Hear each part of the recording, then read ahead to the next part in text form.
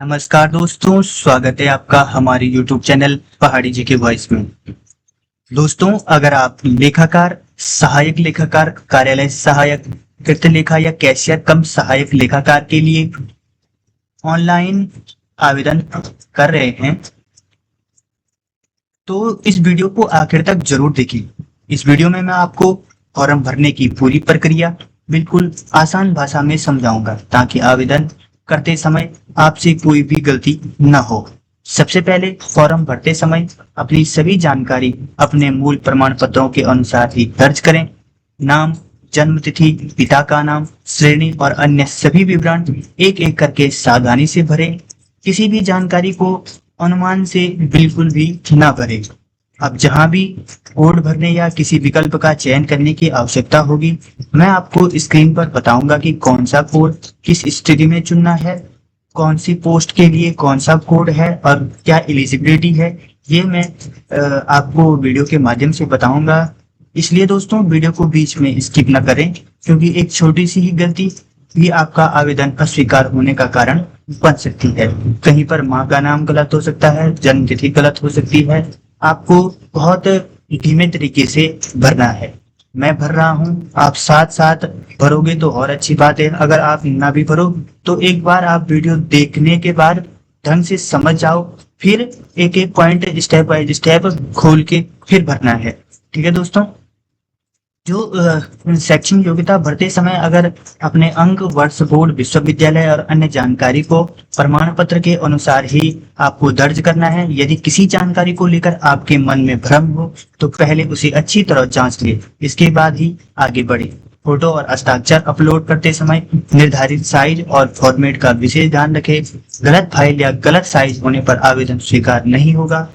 आप form submit करने से पहले पूरी आवेदन की एक बार अच्छी तरह जांच कर लें। विशेष रूप से नाम, जन्म तिथि, मोबाइल नंबर, ईमेल, श्रेणी, शैक्षणिक योग्यता और सभी जो कोड होते हैं दोबारा अवश्य मिलाएं। यदि कोई गलती दिखाई दे तो पहले ही सुधार कर दें। और पेमेंट तब करना है, पहले आपको चेक करना है, और जब सब चीज ठीक हो जाएगा तभी आपको सबमिट करना है। ठीक है दोस्तों, तो चलो फॉर्म भरना शुरू करते हैं। ये जानकारी मैंने आपको पहले इसलिए बताई है कि काफी दोस्तों ने फॉर्म भर लिया होगा और जो मतलब भर लिया होगा तो अगर सबमिट नहीं किया होगा, इसलिए मैं ये जानकारी पहले ही बता दे रहा हूँ, जिससे वो देखें। अगर जिसने भर लिया हो तो वो सुधार कर सकते हैं। ठीक है, तो मैं अब वीडियो के माध्यम से आपको पूरा बताने वाला हूँ कि किस हिसाब से हमको फॉर्म भरना है। सबसे पहले दोस्तों, आपको क्या करना है कि UK-SSC ये आधिकारिक वेबसाइट पर चले जाना है। ये यहाँ पे हमने लिखी हुई है। ठीक है, इस पे जैसे ही आप जाओगे आपके सामने इस प्रकार का इंटरफेस आ जाएगा। जैसे ही इस प्रकार का इंटरफेस आ जाएगा, यहाँ पर पदनाम लेखाकार, सहायक लेखाकार, कार्यालय सहायक, तृतीय लेखा, कैशियर कम सहायक लेखाकार के ऑनलाइन आवेदन हेतु क्लिक, यहाँ पर क्लिक करना है आपको। इस प्रकार का एक इंटरफेस आ जाएगा। यहाँ पर आपको ओके पर क्लिक कर देना है। जैसे ही आप ओके पर क्लिक कर दोगे दोस्तों, तो ओके पर क्लिक करने के बाद क्या हो जाएगा कि ये साइट खुल जाएगी। अब जैसे ही ये साइट खुल जाएगी, यहाँ पर डायरेक्ट रिक्वायरमेंट ग्रुप सी आ रखा है।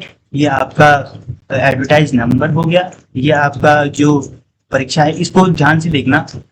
फिर आपको ये फॉर्म भरना है दोस्तों। इसकी जो स्टार्ट डेट है वो 26/7/2026 थी और 15/8/2026 तक है। आपको 15/8/2026 का इंतजार बिल्कुल भी नहीं करना है दोस्तों, क्योंकि काफी गलती होने के बाद में पछताना पड़ता है। अगर आपके द्वारा ज्यादा कोई आपको टेक्निकल प्रॉब्लम, पहले तो हम पूरी वो करेंगे, कोशिश करेंगे कि जिससे आपकी कुछ भी गलती हो उनको सुधारा जा सके।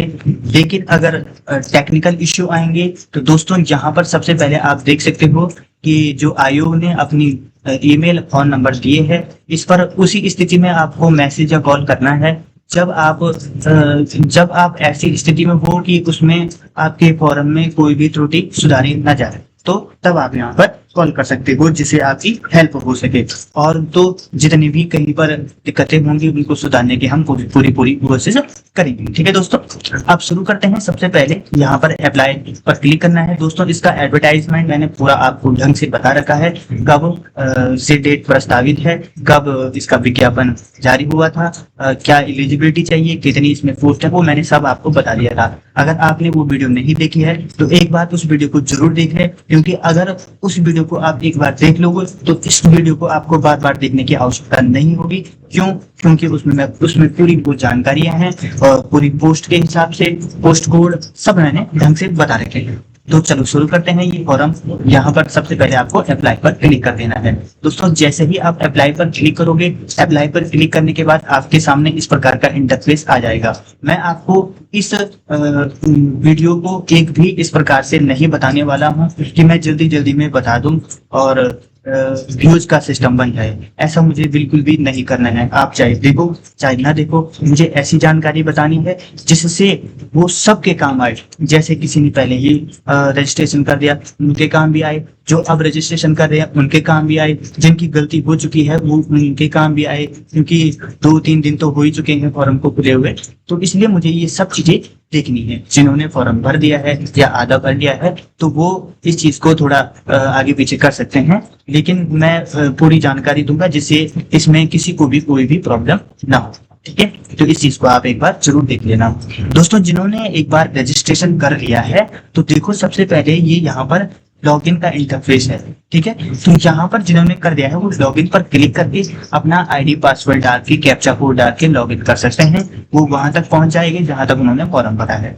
लेकिन जो फर्स्ट बार इस फॉर्म को भर रहे हैं दोस्तों, वीडियो बड़ी बने चाहे छोटी बने इससे मतलब नहीं है। आपकी गलती कहीं पर नहीं होनी चाहिए और ऐसा मौका नहीं छोड़ना चाहिए कि आपको बार बार कमेंट करना पड़े कि यहाँ पर क्या होना है वहां पर क्या होना है। इसलिए मैं आपको स्टेप बाय स्टेप और काफी अच्छे तरीके से बताने की कोशिश करूंगा। ठीक है दोस्तों, तो शुरू करते हैं। अब ये इंस्ट्रक्शन तो आपको एक बार पढ़ के बतानी ही पड़ेगी मुझे कि अभ्यर्थियों को सूचित किया जाता है कि उनकी पात्रता और दस्तावेज सभी प्रमाण पत्र आवेदन की तिथि के पूर्व होनी चाहिए। ठीक है, तो ये आपको अपने दस्तावेज में ध्यान देना है कि इससे पूर्व है कि नहीं है। ऑनलाइन आवेदन पत्र बनना, सबसे पहले आपका रजिस्ट्रेशन होगा, वो हम आपको स्टेप बाय स्टेप बताने वाले हैं।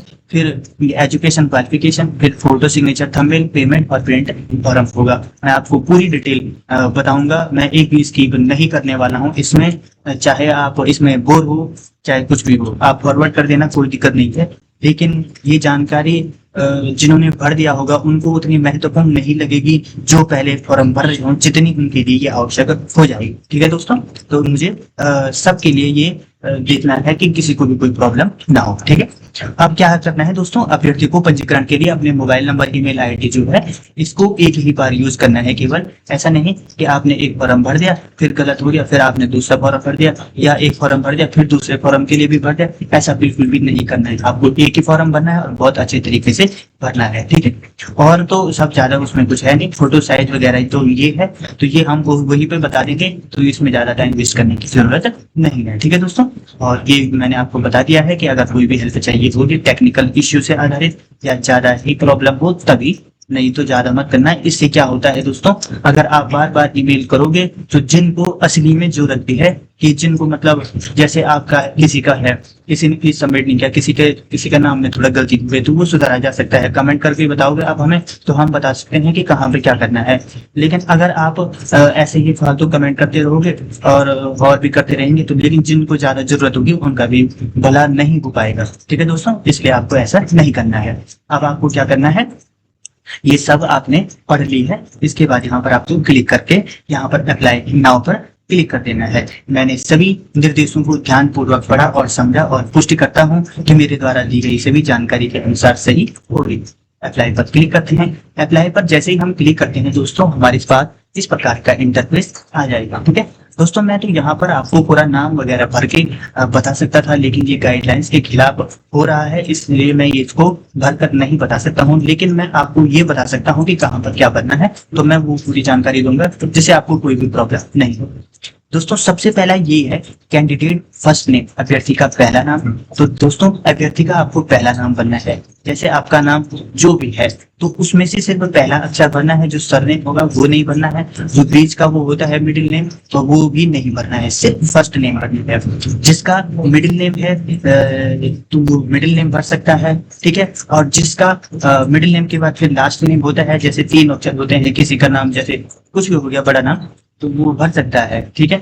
जैसे राहुल सिंह चौधरी किसी का नाम है तो राहुल उसको यहाँ पे भरना है, सिंह यहाँ पे भरना है और चौधरी यहाँ पे भरना है। तो इस प्रकार आप समझ आओ, किसी का नाम सिर्फ राहुल चौधरी है तो यहाँ पर राहुल भर सकता है और यहाँ पे चौधरी भर सकता है, ठीक है। तो ये आपको ढंग से करना है, क्योंकि ये फिर नाम और डेट ऑफ बर्थ और पिता के नाम में कोई भी करेक्शन नहीं होगा। इसके लिए आपको फॉर्म सीधे कैंसिल करना होगा, आपका फॉर्म सीधा कैंसिल हो जाएगा। इसलिए आपको इसमें थोड़ा भी गलती नहीं करनी है। यही वो पर्सनल इंफॉर्मेशन का सेक्शन है जिसमें कोई भी त्रुटि सुधारी नहीं जाएगी। इस उपलक्ष्य में आपको फॉर्म कैंसिल ही करना होगा, तो इसलिए आपको बहुत तरीके से भरना है। दोस्तों यहाँ पर अपने पिता का नाम पूरा ही भरना है, जिसके पिता का नाम जो है वो यहाँ पर पूरा ही भरना है, ठीक है।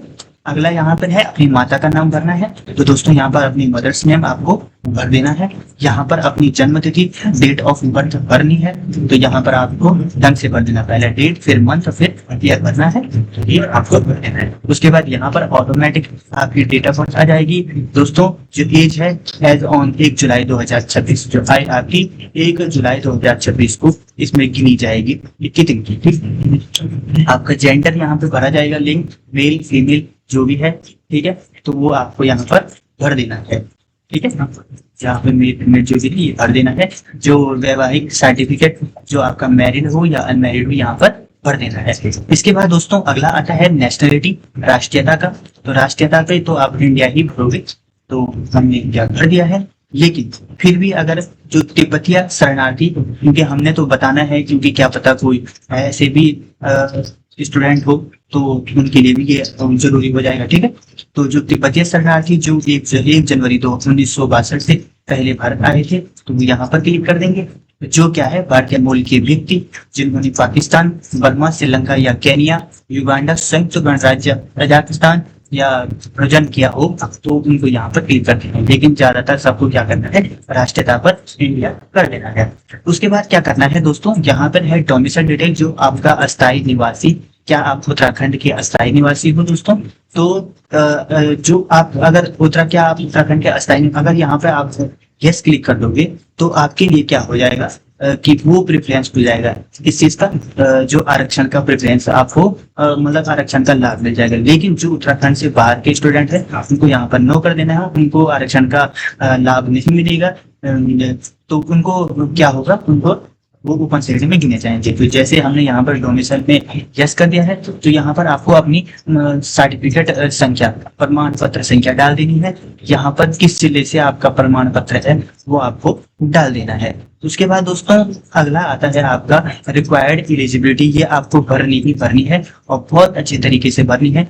बिल्कुल भी यहाँ पर थोड़ा भी जल्दबाजी नहीं करना है। देखो मैं आपको एक चीज बता देता हूँ, एक बार इससे पहले ये फॉर्म भरा गया था ना कोई ऐसा फॉर्म, तो उसमें क्या था कि डिस्ट्रिक्ट एम्प्लॉयमेंट ऑफिस नहीं था, वो सैनिक कल्याण वाला था। लेकिन डिस्ट्रिक्ट इंग्लिश में थोड़ा पढ़ा होगा कि एम्प्लॉयमेंट ऑफिस, तो उन्होंने सीधे यस कर दिया। उसकी वजह से उनके फॉर्म में काफी प्रॉब्लम आई थी। तो इसलिए आपको ये नहीं देखना, एक बार मैं जो बता रहा हूँ उसको आप जरूर देख लें। क्या आपका नाम उत्तराखंड राज्य के किसी जिला रोजगार कार्यालय में पंजीकृत है दोस्तों, तो ये सबके लिए है, क्योंकि ये रोजगार कार्यालय में पंजीकरण सबका ही होगा।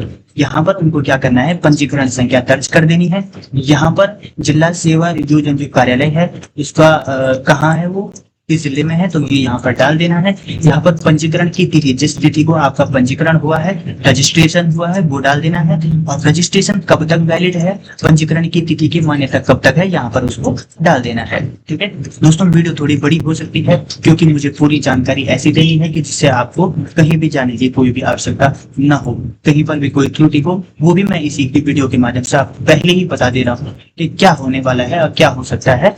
तो जो भी होगा उसके लिए भी मैं पूरा आपको समाधान देने वाला हूँ।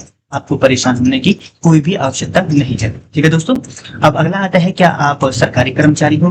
दोस्तों अगर आप सरकारी कर्मचारी होंगे तो आपको यस कर देना है। अब यस करोगे तो यहाँ पर क्या आएगा, संगठन का प्रकार की किससे हो आप, गवर्नमेंट से हो, सेंट्रल गवर्नमेंट से हो, स्टेट गवर्नमेंट से हो या पीएसयू से हो। अब फिर क्या आता है, date of applying NOC. NOC का मतलब होता है दोस्तों no objection certificate. No objection certificate का मतलब होता है कि आपके जो कार्यालय है वहां से आपको सर्टिफिकेट मिला हो, मतलब वहां से आपने एनओसी दी हो कि भाई आपको कोई आपत्ति तो नहीं है कि मैं इस फॉर्म को भर रहा हूँ। ठीक है, तो इसलिए आपके विभाग द्वारा आपको क्या दिया जाएगा, एनओसी दिया जाएगा। तो उसकी जब वो अप्लाई किया था उसकी यहाँ पे आपको डेट डाल देनी है, और जिनका कुछ नहीं है तो वो यहाँ पे नो कर देंगे, मतलब सरकारी कर्मचारी नहीं है तो वो नो कर देंगे। ठीक है, उसके बाद आता है दोस्तों अगला सेक्शन। यहाँ पर साफ साफ लिखा है, यदि आप उत्तराखंड के निवासी अस्थायी निवासी नहीं है तो नीचे दिए गए विकल्पों में से कम एक विकल्प का चयन करके आवेदन करें, या उत्तराखंड निवासी अस्थायी निवासी विकल्प में हाँ चुनें। ठीक है, तो क्या आप उत्तराखंड राज्य में स्थित किसी मान्यता प्राप्त संस्थान से हाई स्कूल और इंटरमीडिएट या समकक्ष परीक्षा उत्तीर्ण की है? तो ये तो बिल्कुल होना ही चाहिए, इसमें से किसी न किसी पर हाँ चुनना जरूरी है। तो अगर किसी ने किया है तो हाँ, अगर नहीं किया है तो नो कर देना, क्योंकि उत्तराखंड में स्थित मान्यता प्राप्त रहा है। अगर कोई अन्य डिस्ट्रिक्ट अन्य स्टेट से भरना चाहता हो तो उसको यहाँ पर नो कर देना, लेकिन ज्यादातर उत्तराखंड के निवासी हैं, उत्तराखंड के लिए फॉर्म है तो आपको ऐसे क्लिक करना है। अब आता है या में ऑप्शन। अब आप इनको भर भी सकते हो, नहीं भी भर सकते हो। ठीक है, तो यहाँ पे लिखा है, क्या आप या आपके पति पत्नी या आपके माता पिता को कार्यालय, सशस्त्र बलों, अर्धसैनिक बलों में नियमित कर्मचारी हैं जिनकी सेवाएं राज्य से बाहर हस्तांतरित नहीं की जा सकती है?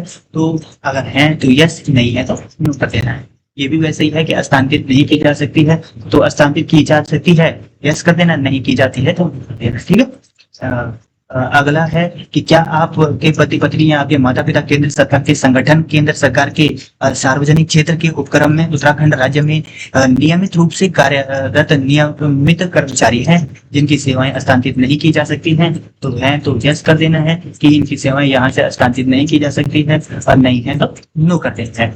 इसके बाद दोस्तों क्या आता है, ये चीज है वो आरक्षण विवरण। ये किसके लिए है दोस्तों? तो ये है आपका इसके लिए, डोमिसाइल के लिए। जिसने यहाँ पर यस क्लिक किया हुआ उनके लिए ये प्रेफरेंस खुल जाएगा। अभी मैं आपको वो भी बता देता हूँ। देखो, अगर बाहर से कोई बाहर अदर स्टेट से भरता है वो यहाँ पे नो कर क्लिक कर देना। जैसे ही नो क्लिक करोगे तो आपको देखो यहाँ कैटेगरी में सीधा वही वाली आएगी, ओपन में गिनी जाएगी। ठीक है, तो इसलिए आपको ये करना है। यहाँ पर आपका आ जाएगा डोमिसाइल, तो यहाँ पर आपको जैसे यस कर दिया। ठीक है, अब जैसे यस करोगे यहाँ पे ये नंबर वगैरह डाल दोगे, डालने तो उसके बाद आपको क्या करना है कि सीधा आप यहाँ पर, ये भी आपको बता दिया है, यहाँ पर भी बता दिया, कैटेगरी आ जाएगी। यहाँ पर अगर आप डोमिसाइल से हो तो देखो आपके लिए सब कैटेगरी खुल जाएगी, जिससे हो उसका आपको लाभ मिलेगा, क्योंकि अगर आप उत्तराखंड के अस्थायी निवासी हैं तो। ठीक है, यहाँ पे लिखा है क्या आप दिव्यांग हैं? अगर आप दिव्यांग हैं तो यस कर देना, नहीं है तो नो कर देना।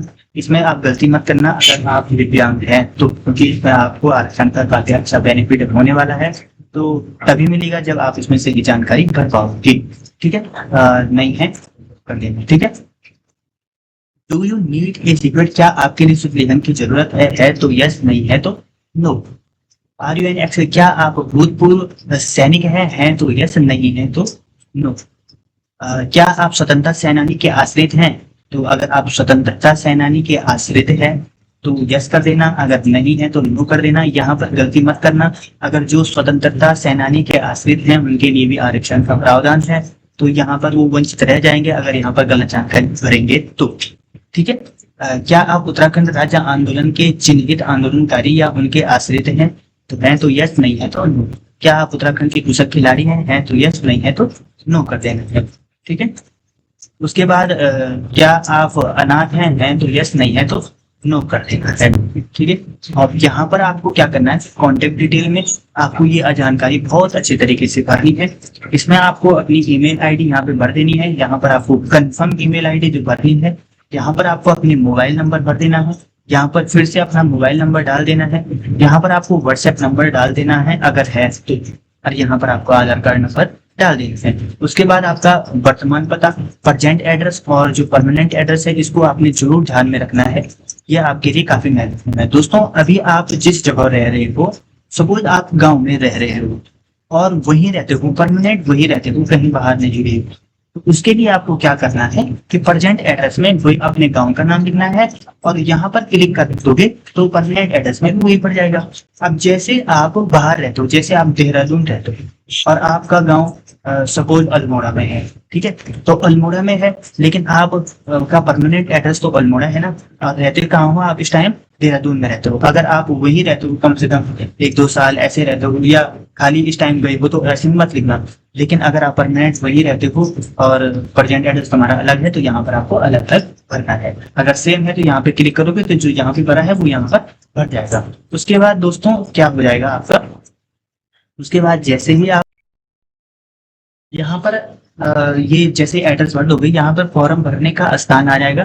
दोस्तों फॉर्म भरने का स्थान जिस स्थान से अभी आप जहाँ पर बैठे हो, जहाँ से आप फॉर्म भर रहे हो, वहां का नाम यहाँ पे डाल देना है। उसके बाद आपको क्या करना है, यहाँ पर एक अच्छा सा पासवर्ड बनाना है, पासवर्ड को याद भी रखना है। जैसे ही पासवर्ड बनाओगे उसको लिख के भी रख देना है, क्योंकि ये आपको लॉगिन करने के लिए काफी मददगार होगा। अगर आप भूल गए तो फिर आपको फॉरगेट करना पड़ेगा, एक और समस्या ही आपके लिए बन जाएगी, तो इसलिए आपको बिल्कुल भी ऐसा नहीं करना है। फिर यहाँ पर आपको कैप्चा कोड डाल के आधार जो कार्ड है उसकी आपको अच्छी से 200 KB की पीडीएफ बनाकर यहाँ पर अपलोड करके हाई स्कूल या बीबीए बीकॉम इसका सर्टिफिकेट यहाँ पर अपलोड करके और यहाँ पर डिक्लेरेशन करके कि मैंने पंजीकरण फॉर्म में दर्ज की गई सभी जानकारी की पुष्टि कर ली है और मैं जमा करना चाहता हूँ, तो आपको सभी जानकारी एक बार देखकर यहाँ पर चेक करके आपको क्या कर देना है, सबमिट कर देना है। दोस्तों जैसे ही आप सबमिट कर दोगे, सबमिट करने के बाद आपका जो ईमेल आईडी है, पासवर्ड है, वो आ जाएगा। ईमेल आईडी पासवर्ड के बाद आपको लॉगिन करने के बाद आपके पास इस प्रकार का इंटरफेस आ जाएगा। जैसे ही आपके पास इस प्रकार का इंटरफेस आ जाएगा, इंटरफेस आने के बाद आपको क्या करना है दोस्तों, यहाँ ऊपर आपकी जो व्यक्तिगत जानकारी है, पर्सनल डिटेल, वो आ जाएगी। तो जहाँ पर आपका नाम, माता का नाम, पिता का नाम, इस प्रकार की जानकारी है। उसके बाद पोस्ट अप्लाई पे इस प्रकार की पोस्ट आ जाएंगी। दोस्तों हमने आपको उसके माध्यम से जो आपका नोटिफिकेशन था उसके माध्यम से ये पूरी जानकारी दे रखी है कि किस में आपको क्या एलिजिबिलिटी करनी है, लेकिन आप वहां तक थोड़ा जाओगे तो आपको काफी टाइम लगेगा, इसलिए हमने क्या किया है कि आपके लिए एक बार इसको भी बता देते हैं। ठीक है दोस्तों, तो जैसे लेखाकार बिल्कुल में है, इसमें हमने अभी भरा है, तो हम देखते हैं कि आपको किसमें क्या भरना है, तो एक बार आप जरूर इसको ढंग से देख लो। ठीक है, तो आपको क्या भरना है दोस्तों, जो लेखाकार है बिल्कुल में, यहाँ पर आपको ये एलिजिबिलिटी चाहिए। मैंने पूरी वीडियो के माध्यम से बता रखा है, तो मैं इसमें टाइम वेस्ट नहीं करना चाह रहा हूँ। आप एक सरसरी नजर से देख लो जिससे आपको जल्दी फॉर्म भरने में आसानी हो। लेखाकार बिल्कुल में इतना है, थोड़ा सा पॉज कर सकते हो, पॉज करने के बाद देख लेना, फिर मिला देना, जिससे आपको इधर उधर जाने की आवश्यकता नहीं। जो लेखाकार उत्तराखंड पावर कॉर्पोरेशन लिमिटेड में है, तो उसमें आपकी एलिजिबिलिटी इतनी है। ठीक है दोस्तों, उसके बाद जो अगला है सहायक लेखाकार power transmission corporation of Uttarakhand limited, उसमें जो एलिजिबिलिटी है दोस्तों वो ये है, आप ढंग से देख लो। उसके बाद जो सहायक लेखाकार उत्तराखंड जल विद्युत निगम लिमिटेड में है, वो आपकी ये है। ठीक है, इसको भी आप ध्यान से देख लो। ठीक है दोस्तों, वीडियो बड़ी हो रही है, नहीं तो मैं इसको पूरा ढंग से बताकर एक एक फिल करके बता देता, लेकिन बहुत बड़ी तारीफ है। सहायक लेखाकार उत्तराखंड पर्यटन विकास परिषद में, दोस्तों इसमें क्या है आपकी एलिजिबिलिटी, ये आप ढंग से देख लो एक बार। उसके बाद देखने के बाद इसको सीधे आप वैसे ही पॉइंट टू पॉइंट क्या करना है, आपको जिस प्रकार की योग्यता है उस प्रकार से क्लिक कर देना है। सहायक लेखाकार कनिष्ठ संपत्ति परीक्षा का उत्तराखंड जल संस्थान में, तो दोस्तों आपकी ये एलिजिबिलिटी है, ये भी आपको ध्यान से देख लेना है। सहायक लेखाकार ब्रिडकुल में, तो ब्रिडकुल में ये है। ठीक है, तो उसके बाद ये आपका सहायक लेखाकार निर्देशालय विभाग लेखा का जिलाधिकारी अल्मोड़ा कोषाध्यक्ष, ये नैनीताल उधम सिंह नगर, इनमें शायद एक ही एलिजिबिलिटी है, इसलिए इन्होंने इसी में एक ही उसमें दे रखा है, ये इसकी लास्ट है। ठीक है, और अब है आपका जो तृतीय लेखा का हो गया, तृतीय लेखा की एलिजिबिलिटी ये है, अब ये देख के आप उस पर क्लिक कर देना। कैसे रकम सहायक लेखाकार की, उसके बाद ये है, यहाँ पर आपको क्लिक कर देना है। ठीक है, इसी तरह से हमने ये पूरा आपको बता दिया है, आप वहां से पहुंच करके मतलब देख सकते हो कि यहाँ पे वाला है, तो अपना फॉर्म भर सकते हो आराम से। ठीक है, उसके बाद क्या होगा दोस्तों, उसके बाद जैसे ही हमने यहाँ पर सिर्फ एक ही को क्लिक किया है, उसके बाद आप जैसे नीचे स्क्रॉल करोगे तो ये आपका सेक्टर आ जाएगा जिसमें आपको अप्लाई करना है और ये डिपार्टमेंट आप उसमें डाल देना है। ठीक है, यहाँ पर हमने ये कर दिया है कि जिसमें लिमिटेड कंपनी में 5 वर्ष का अनुभव है तो यस, नहीं है तो नो कर देना है। क्या आपके पास आवेदन, क्या आपने जिस पद के लिए आवेदन किया है उसके ठीक नीचे पद में ग्रेड में 3 साल का काम किया है तो यस, नहीं किया तो नो कर देना। उसके बाद जैसे हमने हाई स्कूल की डिटेल बताई है यहाँ पर सबसे पहले, तो ये तो काफी नॉर्मली चीज है तो इसलिए मैं इस पर टाइम वेस्ट नहीं करना चाह रहा हूँ आपका।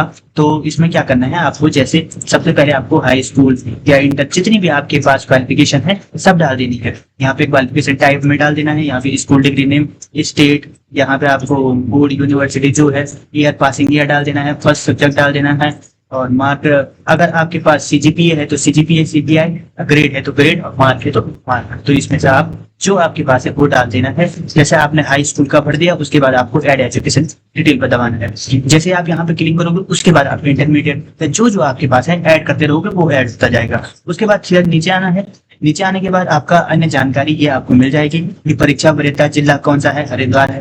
और जो मतलब ये नहीं भरना है आपको वो भरना है जो आपका नजदीकी पड़े। ठीक है, जो आपका डिस्ट्रिक्ट पड़ेगी, तो मैंने सिर्फ बताने के लिए बताया। और दोस्तों पहले में वही भरना जो आपके घर से जो ज्यादा नजदीक पड़ता हो, जिससे आपको काफी फायदा होगा क्योंकि आपका जल्दी नजदीक पड़ जाएगा। यहाँ पे लिखा है क्या आपके विरुद्ध कोई आपराधिक मामला लंबित है तो यस, नहीं है तो नो। क्या किसी भी परीक्षा से वंचित हो है तो यस, नहीं है तो यहाँ पे ज्यादातर आपको नो भी क्लिक करना है। उसके बाद क्या आएगा, क्या आप प्रदर्शित सेना में 2 वर्ष की अवधि तक सेवा की है तो यस, नहीं की तो नो। बी या सी प्रमाण पत्र है तो यस, नहीं है तो दोस्तों इसको ढंग से भरना है अगर आपके पास है तो, क्योंकि इससे आपको आरक्षण का काफी फायदा मिलने वाला है। जैसे सेना वालों के लिए भी काफी बेनिफिट है इसमें और बीसी प्रमाण पत्र वालों के लिए भी काफी फायदा है, तो इसलिए आपको इसको देख के भरना है। उसके बाद आपको क्या करना है, नेक्स्ट पर क्लिक कर दें। दोस्तों जैसे ही आप नेक्स्ट पर क्लिक करोगे आपके सामने इस प्रकार का इंटरफेस आ जाएगा। जैसे ही आपके सामने इस प्रकार का इंटरफेस आएगा आपको यहाँ पर क्या करना है दोस्तों, जो आपका फोटो का साइज है वो 150W इंटू 200 एच पिक्सल, लगभग 30 या 20 KB के बीच आपको ये फोटो रखनी है। जो आपका सिग्नेचर है वो भी आपको 20 KB के बीच और इसका आयाम जो 150W इंटू 100 एच पिक्सल का रखना होगा। अंगूठे का जो निशान है 150W इंटू 100 पिक्सल का आपका होना चाहिए। उसके बाद आपको दोस्तों यहाँ पर अपलोड कर देना है। जैसे ही आप अपलोड कर दोगे, जैसे यहाँ पर अपलोड चूज फाइल करते फिर सेव फोटो कर दोगे, ऐसा ही ये सेव सिग्नेचर कर दोगे, सेव थंबनेल कर दोगे और उसके बाद आपको क्या कर देना है, सबमिट कर देना है। दोस्तों जैसे ही आप फोटो और सिग्नेचर और थंबनेल को सबमिट कर दोगे तो सबमिट करने के बाद आपके पास इस प्रकार का इंटरफेस आएगा। यहाँ पर आपकी पूरी जानकारी रहेगी। पूरी जानकारी को एक बार देख के समझ के पूरी पढ़ के, जहां पर कोई गलती होगी उसको एडिट वगैरह जो भी करना हो एक बार ढंग से देख लेना आप। उसके बाद जैसे ही आप वो देख लोगे उसके बाद यहाँ पर आपको सबमिट पर क्लिक कर देना है। दोस्तों जैसे ही आप सबमिट पर क्लिक करोगे, सबमिट पर क्लिक करने के बाद सबमिट पर क्लिक करने से पहले दोस्तों ये डिक्लेरेशन जो आएगा यहाँ पर दोनों पे क्लिक कर देना है। जो दोनों आएंगे वहां पे क्लिक करने के बाद आपको क्या करना है, फिर सबमिट पर क्लिक करना है। तो जैसे ही आप सबमिट पर क्लिक कर दोगे आपके पास इस प्रकार का इंटरफेस आएगा। इस प्रकार के इंटरफेस आने के बाद आपको क्या करना है, यहाँ पर क्लिक कर देना है। जैसे ही आप यहाँ पर क्लिक करोगे या जिसमें भी किसी से भी भरना चाहते हो जो आपके पास है, तो यहाँ पर क्लिक करने के बाद आपको क्या करना है, प्रोसेस सिक्योरिटी पेमेंट पर क्लिक कर देना है। क्लिक करने के बाद दोस्तों आपके पास इस प्रकार का इंटरफेस आ जाएगा। इस प्रकार के इंटरफेस आने के बाद आपको क्या करना है, यहाँ पर आपका जो भी कार्ड नंबर वगैरह है या डेबिट कार्ड से, नेट बैंकिंग से, वॉलेट से, यूपीआई से, किसी से भी पेमेंट करना चाहते हो यहाँ पे डाल के आपको मेक पेमेंट कर देना है। जैसे ही आप मेक पेमेंट करोगे आपका जो एप्लीकेशन है वो सबमिट हो जाएगा। या कुछ कारणों से कभी एरर भी आ सकता है, लेकिन अगर एरर नहीं आया तो सबमिट हो जाएगा। आपको एप्लीकेशन प्रिंट और स्लिप प्रिंट का ऑप्शन आ जाएगा। दोनों की दोनों आपको प्रिंट करके फॉर्म को पूरा प्रिंट करके अपने पास रख देना है दोस्तों। ठीक है दोस्तों, और नीचे से नोट में आएगा आपके पास कि आपके अगर माता पिता या आपका नाम या डेट ऑफ बर्थ में अगर कोई भी त्रुटि हुई हो तो उस स्थिति में करेक्शन नहीं होगा, उस स्थिति में फॉर्म को कैंसिल करना पड़ेगा। ठीक है, अभी काफी टाइम है। अगर आपने जल्दी फॉर्म भर दिया है और अगर बाय चांस गलती हो चुकी है तो आप इससे उसका सुधार भी कर सकते हो। ठीक है दोस्तों, तो इसी माध्यम से हमने आपको पूरी जानकारी बता दी है। जितने भी इस वीडियो के माध्यम से फॉर्म भरने पहले से लेकर लास्ट तक रजिस्ट्रेशन हुआ, उसके बाद आपकी डिटेल्स पड़ी, उसके बाद डॉक्यूमेंट्स अपलोड, जो भी आपकी एजुकेशन क्वालिफिकेशन थी, उसके बाद आपका जो थंबनेल और सिग्नेचर और फोटो थी वो अपलोड हुआ, उसके बाद पेमेंट है, पेमेंट के बाद आपका प्रिंट तक हमने आपको पूरी जानकारी दे दी है। ठीक है दोस्तों अगर आप चैनल पर नए हैं तो सबसे पहले आप चैनल को सब्सक्राइब जरूर करें, बेल आइकन को जरूर दबाएं, और जिससे आने वाली सभी महत्वपूर्ण जानकारी आप तक पहुंच पाए। अगर आपको वीडियो अच्छी लगी तो वीडियो को लाइक शेयर सब्सक्राइब जरूर करें। धन्यवाद।